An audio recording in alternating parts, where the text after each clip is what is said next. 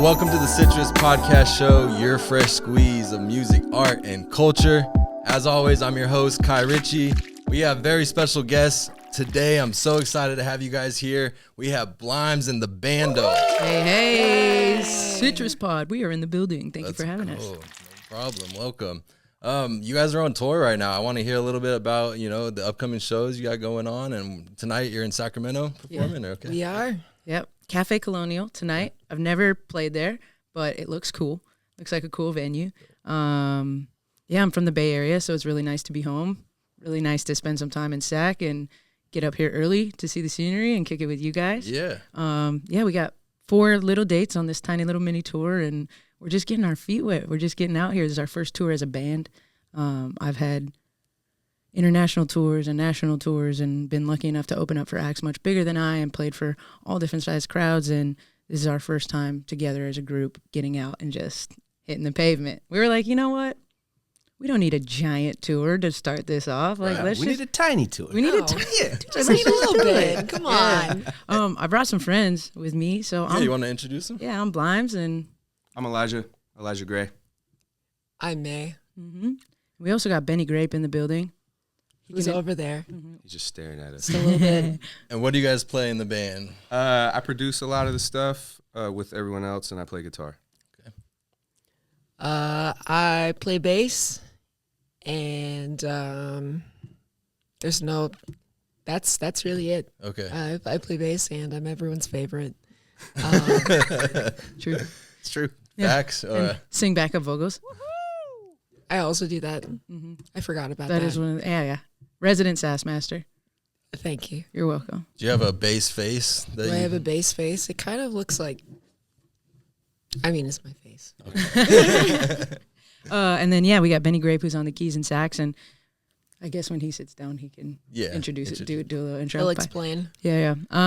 Or I can explain. Right now, are you guys doing, is this like material that all your fans know? You guys testing out any new material on the tour? Or? No, this is a whole bunch of new shit. Oh, okay. Yeah. Am I allowed to say that? Yeah.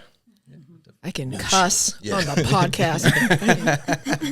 There's a few songs that we just feel obligated to play because they're in our fabric as a band, like in my fabric as Blimes, bringing hip hop into what we're doing now, which is we make soul music, we make pop soul and just songs that you could hear anywhere, but you feel them in your soul and they feel really good. And I grew up on blues and soul, and my grandfather was a jazz musician and my father is a blues musician. So Awesome. It just feels good to go so deep into my lineage with the music that we're making right now. But I started in hip hop, and I never want that part of my story to get erased. So we definitely play a couple of the older hip hop bangers in our set, and it's really fun to hear it live with a band. Yeah. Yeah. So we play Snakeskin Boots, which is one of my bigger songs, and then we play Hot Damn, which is a collaboration with Method Man. Oh, okay. Yeah. I've heard that one. Yeah, lucky. Dope. Yeah. Very lucky. My lucky stars were aligned for that. And the video is cool on that one too. I like it. Thanks. Yeah, we just threw that together in like a 24 to 48 hour window. We just made it happen. It was. Are you guys bringing them out? Yeah, every show. every show. Tiny tour featuring. He's in the car right now. We told him to wait. No, man, Method Man has been an integral part of why I'm still standing on the stage doing what I do, because his belief really affirmed what I thought I had, but wasn't quite all the way sure. Yeah. And when he gave me the cosign, I was like, okay. Yeah. All right, I hear you. I can do it. Yeah, I'm allowed to do this. Yeah, and then we're playing a bunch of new stuff that we've written together.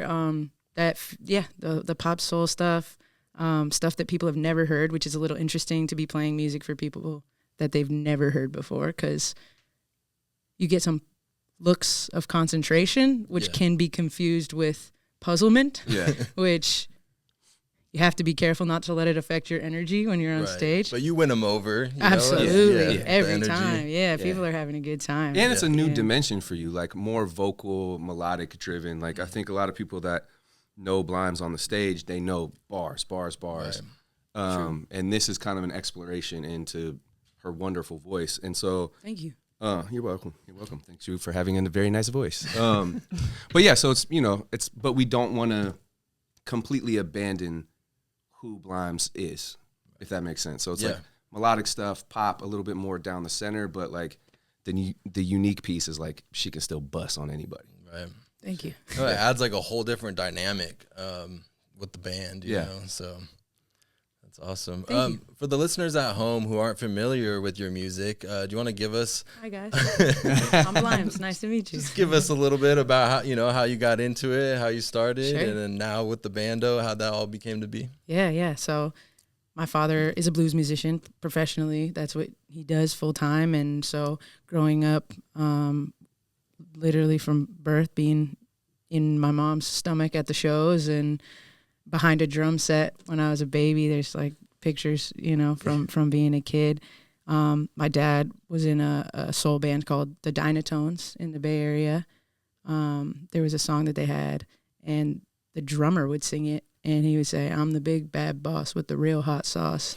And when I was 2 and they sat me behind the drums, I said, "I'm the big bad boss with the real hot sauce." And nothing's ever changed since. So that's my story. I've never heard that story. That's amazing.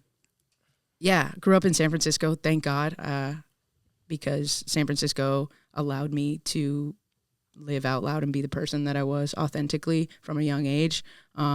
Just being, a more masculine presenting little kid and a queer person and born into a bigger body than other girls that I had been around. And I think that I grew up in an extremely diverse place. Like San Francisco, when I was growing up there in the 90s, it was a city full of artists and immigrants and working class people and revolutionaries and poets and the children of poets that, were there. And it's changed a lot. But because I grew up there at the time that I did, I feel incredibly lucky to have all the threads of those cultures in my fabric. Yeah. And it's a huge part of the music that I get to make today. So when I was like 12, I started battle rapping on the schoolyard. Okay. Wow. Yeah. Before 8 Mile came out, we were battle rapping. And then 8 Mile came out mid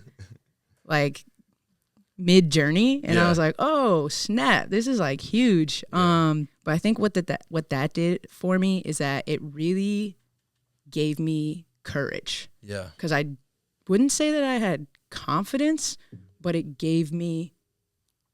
just gave me the muscle of being courageous and being brave, because my heart would beat out of my chest. I would probably have hives if that was a reaction that I'd have. I'd be sweating and nervous. But once I jumped in there and I did what I did and I let, whatever message come through me that was going to come through me. And after I'd step out, I was like, that's the best feeling in the world. I want to do that again. And you kind of just get hooked on the adrenaline and the output or the outlet of it. Yeah. So I started battle rapping. Turns out that I could actually do it. I wrote poetry my whole life, and then the battles became music. Eventually, I was in an after-school program learning to make beats, like analog on like MPC and stuff like that. Yeah, where was that shift in your artistry from, being a battle rapper to I want to, make songs and, write music? I think I always did make songs and write music. I had a guitar and I would write like folk songs and bluesier stuff when I was a kid. It's crazy. Like there's recordings of me when I was 12, like with a full song, bridge, hook, everything. I'm a Pisces too, so I was just natural born little lover and romantic. Like before I even knew what love was, I think I was singing about love and feeling it in my heart, just like a tiny little hopeless romantic.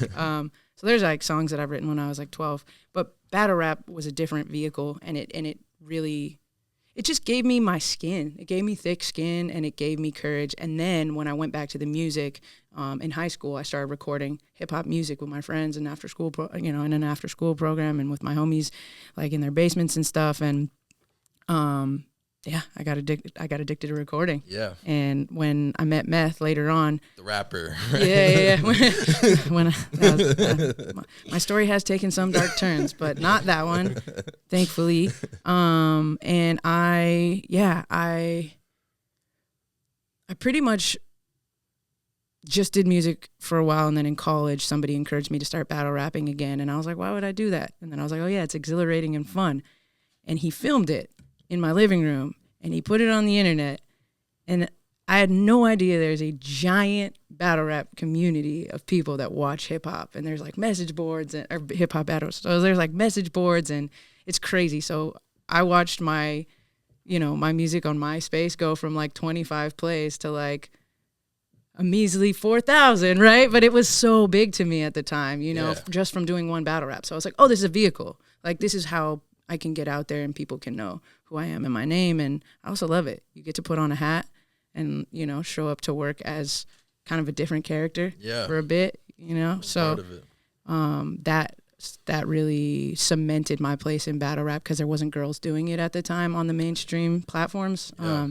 And I got taken to Brooklyn and did this one battle rap against this rapper named Coco McPuffington, and I won, and it was a glorious, victorious moment. And basically, that battle was on World Star. It was like White Girl Destroys battle rap, like that would be the title. It was, and like it was at a time when like those kind of headlines were like really buzzy. Yeah. I don't love that headline at all, but like got you the views, got you out there. It did. It was there was a lot of views on that, and it also was a huge blessing because a few years later, after I'd quit battle rap and decided that I didn't want to be involved in basically like kind of perpetuating stereotypes and being on this platform, being a version of myself that wasn't truly authentic. I'm very much more into unity and community and love. And I was like, promote positivity. Absolutely. I was like, you know what? I'm gonna leave this behind,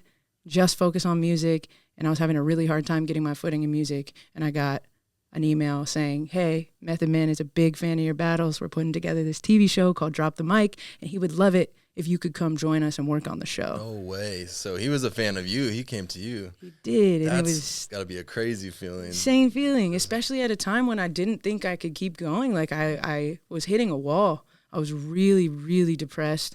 I was really overweight. I wasn't treating myself well. I was using substances and alcohol, and I was just not doing well. Yeah. And that email, I was so void of self-belief that I thought that email was a prank. I thought that was a joke. Turns out it wasn't. Yeah. Well, good so thing glad you I followed didn't. Up with yeah, it. so glad I wasn't like, nice try, scammer. Eat my dust. Delete it. Yeah, immediate trash bin. So, to make a very long and near and dear story to my heart short, Method Man had me out on the show.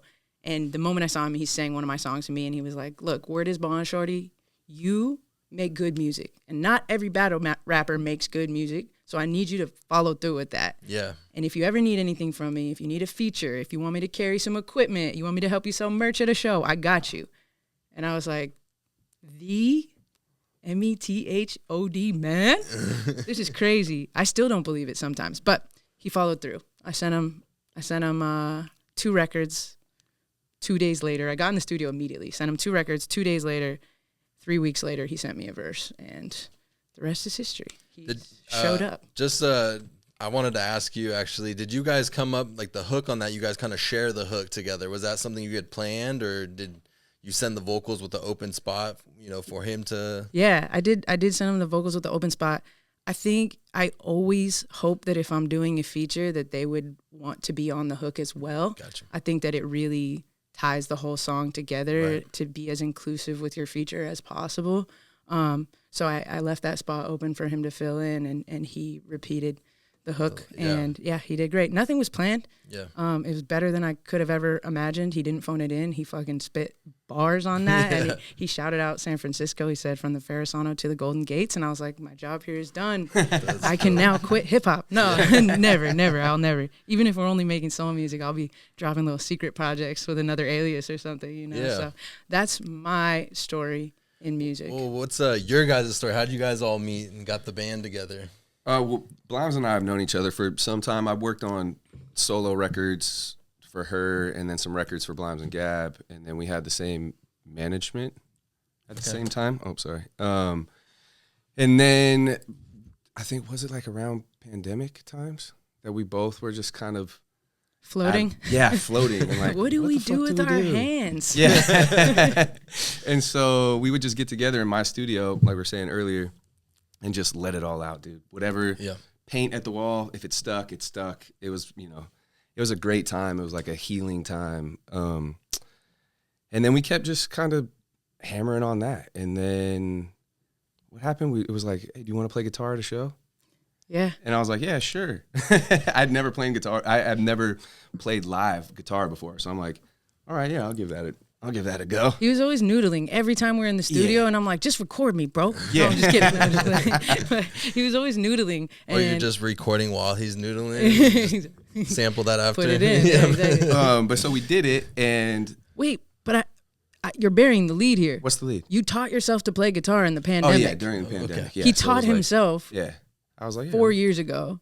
Let me do this. And he was like, one day I want to play my guitar on a stage with you. And I was like, one day.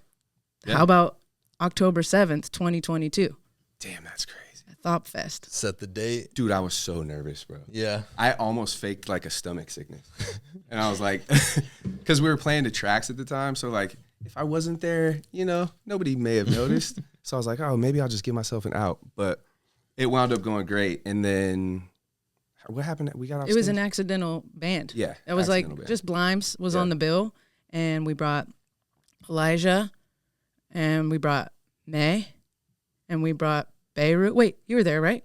I was there. Thop Fest? Yeah, okay, good. Wait. No. No. We had no bass? You're No confusing bass. me. We had no bass. We had You no- had, no bass face. It was NAM that I was there. You were for. NAM. Yeah. But wait, That's when you guys realized you needed to bring in the exactly. bass. No, Correct. for real. Yes. Then we got another booking, and I was like, oh, shit, we need a bass player fast. Yeah. But who played at NAM? Me, you, Beirut, Olivia, No bass? no bass. No it was all bass. tracks. Okay. Yeah. Sorry, at Thop Thop Fest. Fest, Cool. yeah. Our accidental band throw starting. together. Yeah. Did you guys go to the recent NAMM? We did. Oh, okay. Yeah, we You did. guys see the guitar bike contraption? Nope. Oh, We missed that. Benny definitely saw the banana All kinds Benny of sites. definitely saw the banana piano, but we Banana didn't see the piano. guitar bike. okay. What was it? It was literally like a bicycle you can ride, and also it had a guitar neck on it, and you can play it like a guitar. What? Yeah. Elijah, you need that. Yes, I do. Bring that on stage. That's how you Oh ride up my on gosh. stage. He just walks. All I see him do is play guitar. Yeah. So that's a good solve to like keep your legs busy. Transportation and guitar? Right. Yeah. That's amazing, bro. Right. Go. And then he killed it. He was so nervous, and then he stepped out for this solo, and he ripped it. And I think what happened after that? You were like, "Yeah, I can do this." Yeah, I'm like, yeah, I can do this. Right. And then I threw up, and it was fun. No, I think we just kind of, I don't know, we found something on stage. We didn't know what it was. We didn't know where to take it, how to, it wasn't a band. We weren't a band. We were just like best friends making music together. And then we're like, oh, we should do this. And then somehow we found these knuckleheads. Benny's over there, by the way. Hi, Benny. Yeah, you want to bring Ben in? Yeah, get in Come here, on, Ben. Benny. Get in Yeah. here, Ben. And then May came in around, our next show. We got booked for another show, and we pitched it as Blimes and the Bando. And I had a bassist who dropped out last minute, and my good friend Abigail was in my DMs at like all the time. Abigail's here. She's now our tour manager and our day-to-day, and she's doing an amazing job. But our bassist dropped out last minute, and Abigail had happened to persistently say in my DMs, if you guys need a bassist, let me know. If you guys need a bassist, let me know. And I was like, you play bass, Abigail? No. And she was like, my girlfriend plays bass, and she's, Strong advocate. yeah. And Yes. now she's here. May came Yes. in the 11th hour and learned the stuff before we played NAMM, and killed it.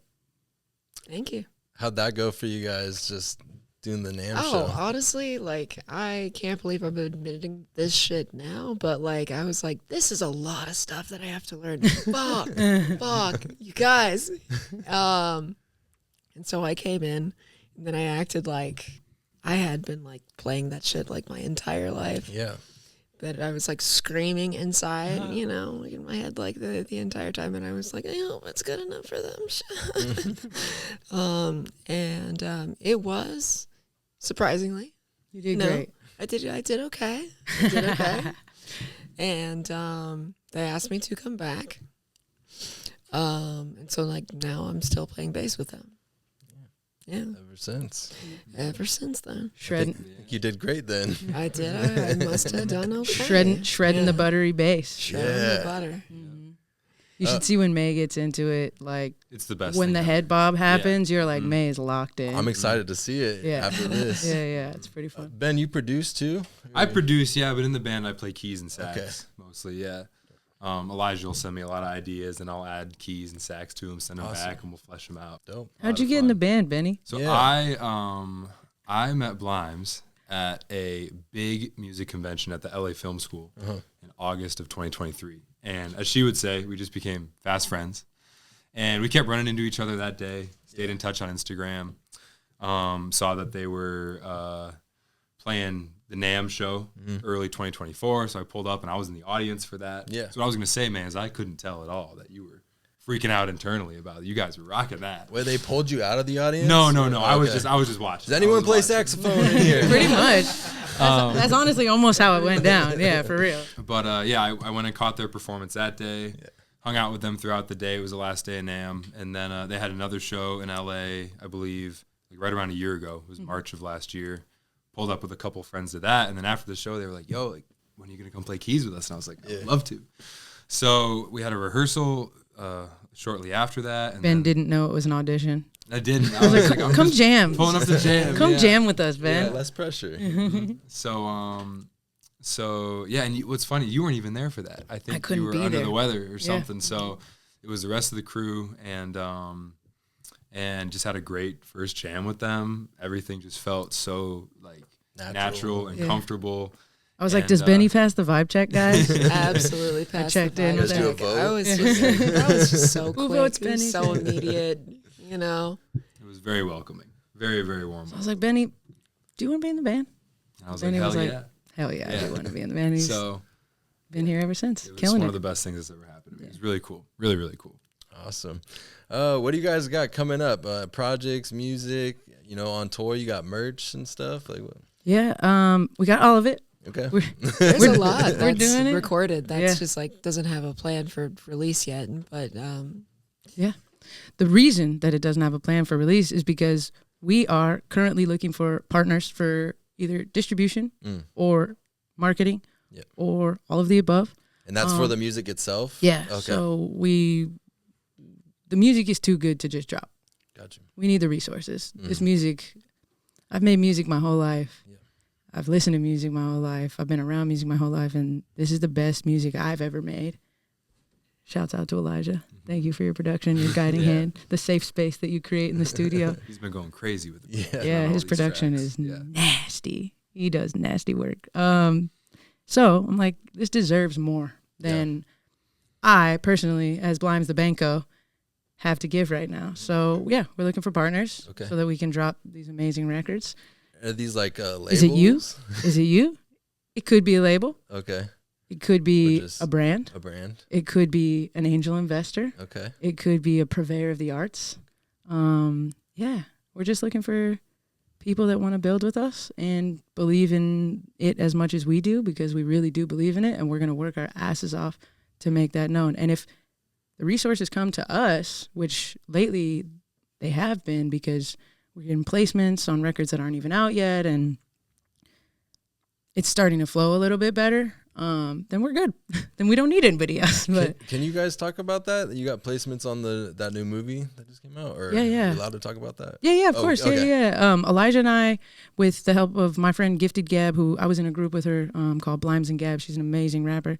We got tagged by the producers of the movie called Freaky Tales, which is set in Oakland, California in 1987, and it tells 4 intertwined stories of 4 different crazy ass journeys that are taking place at the same time. And we got tapped to write a song for 2 actors that are playing a rap duo.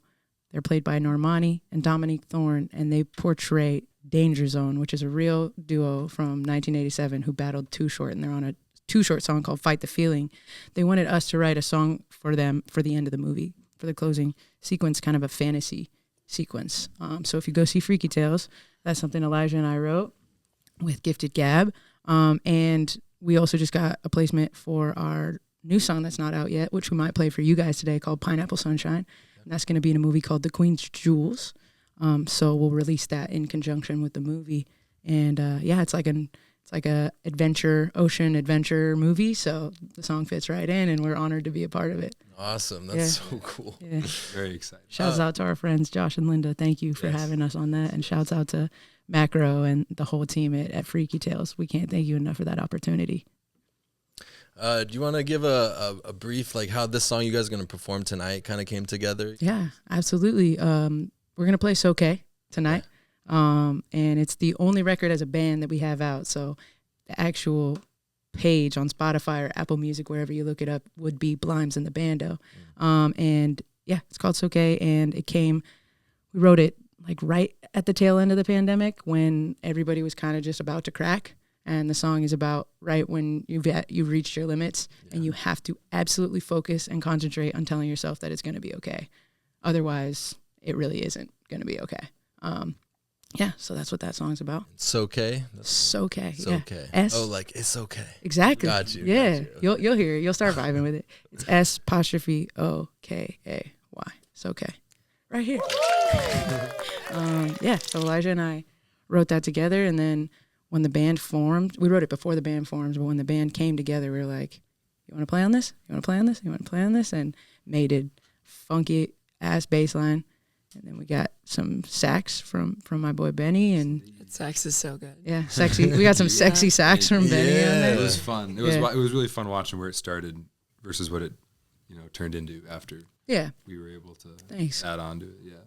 Elijah, did you want to come back over and talk more about it since you crafted that? I can pop out. All right. I want to shout out Kurt. Oh yeah. You guys are going to just keep like morphing throughout the pod. Severance vibes. Yeah. I mean, that's pretty much So Ky in a nutshell, I think, but it's a fun tune. Yeah. It's a good tune. How do we start? That started in the room too, right? Mm-hmm. Yeah. Just like all of them. Quickly, I did want to just shout out our drummer who's not here, Curtis Bird. Just wanted to give him a big hug. He's recovering from surgery, so get better soon, big dog.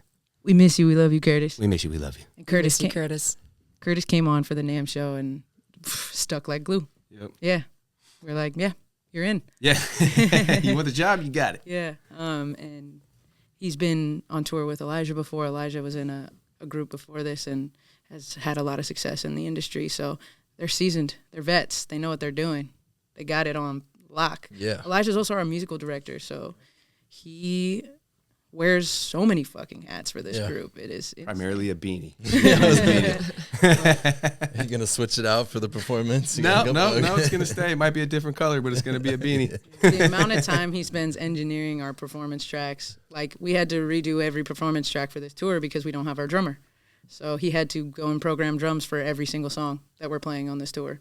And then he routes all our gear, makes sure that we sound good at rehearsal so that we can sound good on stage. Resident breath coach. Right. We did some breathing exercise in the car on the way here. Okay. So, Deep yeah. breathing. And everybody puts in so much effort into this group. And I think 100%. If I had to tell somebody that's wondering how to get started in this industry, whether it's in a band or by yourself, I would say, like, there's so much work. So one, you have to want it. And you have to want it so bad that you are willing to also be an administrative assistant to yourself, that you're also willing to be a graphic designer, that you're also willing to be a stylist for yourself or the whole band. Yeah.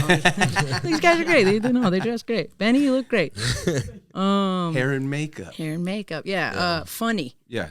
Like appealing to people on the internet. Right. So if I have two pieces of advice, it's one, you have to want it.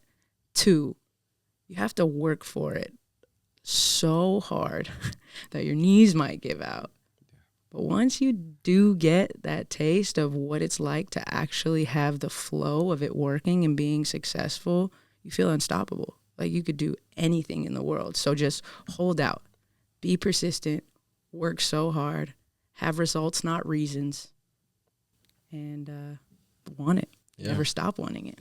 And the company you keep, you know, putting this team together right here, you know. Yeah. You guys are all, you know, got the same mindset. Absolutely. And energy is contagious. Yeah. That's the beauty of this band, in my opinion. Is like I know this is gonna sound kind of cliche, but it's like a family band. Like this is like family. We wake up, support each other, help each other. If I'm 60% one day, Blimes is gonna pick up the slack, or Benny or May or whoever. And that's, I think, to add on to what you're saying, that's huge. Like company you keep type of situation is very huge important. part of it. Yeah. And your fans and you know, the audience can resonate with that, and they can tell that you guys are a family together. And thank you. Yeah, feed off of that. That's so important. Yeah. We also want our fans to be a part of the family. 100%. Like, what we do is impossible without people who are listening, buying merchandise, coming to the shows, taking pictures, posting it, sharing the music with their friends. Like, what we do as professional, we're always going to make music, whether somebody's listening or not. But what we do as professional musicians could not be done without you guys listening at home or coming to the show. So hats off. I won't take my hat off ever, but shouts out to you guys. They're here. This has been the Citrus Podcast Show, your fresh squeeze of music, art, and culture. You can follow us on Instagram at Citrus Podcast, and you can follow Blimes and the Bando on Instagram at Blimes and the Bando. BLIMESAND, the BANDO. Blimes and the Bando. All right. Well, we're going to be doing a live performance here. We got Blimes and the Bando performing It's Okay. That's right.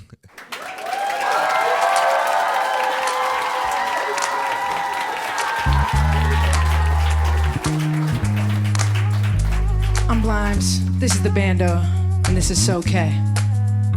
I'm one sideways step from snapping, just one misstep from collapsing. No, this shit gon' keep on happening, that's okay, I'm okay. Almost out of second chances, I can't act like I got the answers. Guess we just gon' keep on dancing like it's okay, cause it's okay. Hey, look, ooh wee baby, it's okay. We bout to dance like it's okay, yeah. Ooh wee baby, it's okay. We bout to dance cause we okay. What a wild ride we've been sitting on. I've been wearing out my vest with my weapon drawn, and I don't see whose toes that I'm stepping on when I can't see in front of me or even what I'm getting wrong. I'd rather tread light like a leprechaun. I'd rather spread light like a featherboard, Vegas Strip, lighthouse, etc. Let it come around like a tetherball. I'm telling y'all, we gon' fidget when the ego tripping. And little Miss Manners, yeah, she goes missing. Everything's a hurry when you need those minutes, and the world gets hushed, gotta feed those crickets. Feeling hella broke cause you reach those limits. Could use a reset or a cheat code in it, yeah. Well, this beat and your feet, that's a cheat code ticket to find a rhythm in your soul, baby. We gon' I'm one sideways step for snapping, just one from collapsing. No, this shit gon' keep on happening, and that's okay, I'm okay.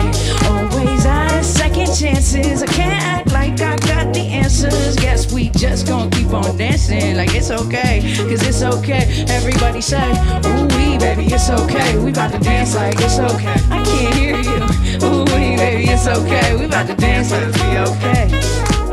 Look, some days I'm in a bad mood, and the only way out is to go and pass through. Anything oncoming, even bad news. I ain't wanna write this, but I knew I had to. Wait, what constitutes bad news? An outcome I can't stand to have true, to which I hold on so tight, my hands blue. This too shall pass, need a damn tattoo. I waste a lot of time when I'm sitting in doubt. It ain't mine to decide or to figure it out. Walk forward and I focus on taking my next breath. Get me through the day, please. Show me my next step. Be the water in the stream, not the boulder at the bottom. It all flows through, then I leave it like it's autumn. Believe it when I spot it, I'm just playing, I believe. We made it this far, must have an angel. I'm one sideways step for snapping, misstep from collapsing. No, this shit gon' keep on happening, and that's okay, I'm okay. Almost out of second chances, I can't act like I got the answers. Guess we just gon' keep on dancing like it's okay, cause it's okay. Hey, come on, ooh wee baby, it's okay. We bout to dance like it's okay, yeah. Ooh wee baby, it's okay. We bout to dance cause we okay. Come on, Benny, what you got? Yeah. Ooh wee baby, it's okay. We bout to dance cause we okay. Ooh wee baby, it's okay. We bout to dance like it's okay. Yeah. Ooh wee baby, it's okay. We bout to dance cause we okay. Baby, it's okay. It's okay. Ooh wee baby, it's okay. We bout to dance cause we okay. I'm one sideways misstep from snapping, just one misstep from collapsing. No, this shit gon' keep on happening, and that's okay. I'm okay. Thank you.